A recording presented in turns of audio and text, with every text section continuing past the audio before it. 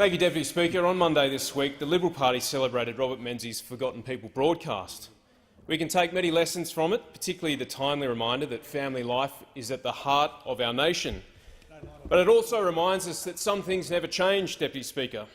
So while the Labor Party primary vote continues to shrink to match their diminished imagination and vision, it reminds us that they are still the cold-hearted class warriors of yesteryear. People who play a zero-sum game, who cannot acknowledge good policy, even when it drives us all towards a stronger, secure future for this country.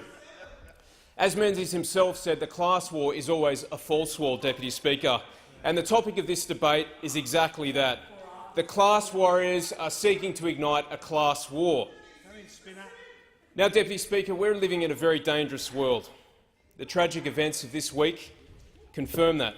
The West, and by that I mean Western liberal democracies, face threats from both within and without. And the evil terrorist act, I should say, which took the lives of 22 people in Manchester this week, reminds us that Australians are also not immune from this threat, the threat of radical Islamic terrorism, Deputy Speaker.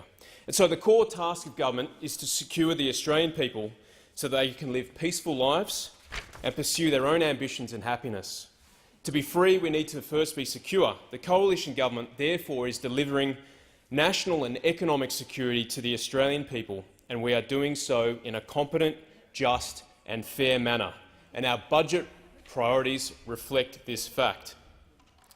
Now, I'm going to demonstrate in 3 points how we are delivering national and economic security to the Australian people. Firstly, we are securing our borders, and we are securing the Australian people by raising the standard for Australian citizenship. 2, we are equipping our intelligence and law enforcement agencies with the resources to disrupt and defeat terrorist threats. And finally, unlike those opposite during their 6 years, we are building our defence force and growing an organic defence industry, Deputy Speaker. Now, firstly, to border security and securing the Australian people.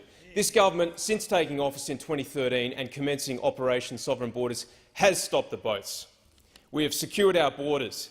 Need I not remind those opposite of their record?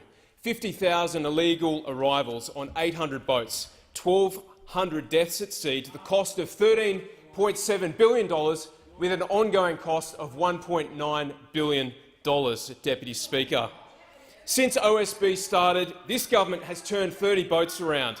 We've closed 17 detention centres, and we've got 8,000 children out of detention, Deputy Speaker, and we are building on this. We've seen the disaster facing Europe, particularly France and Germany, and we've committed $95.4 million in this budget to support new technologies for the Department of Immigration and Border Protection. We are providing modernising to our biometric storage to enhance processing of people who cross our borders. Over 700,000 people move across our borders every week, Deputy Speaker, and that's going to increase by 20% in the coming years. So we're spending money in this year's budget to make sure that we can process people more effectively.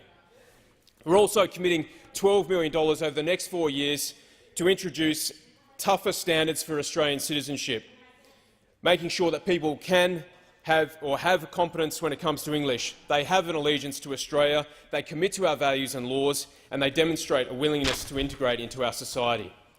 Deputy Speaker, this budget equips our law enforcement and security agencies to disrupt and defeat terrorist threats.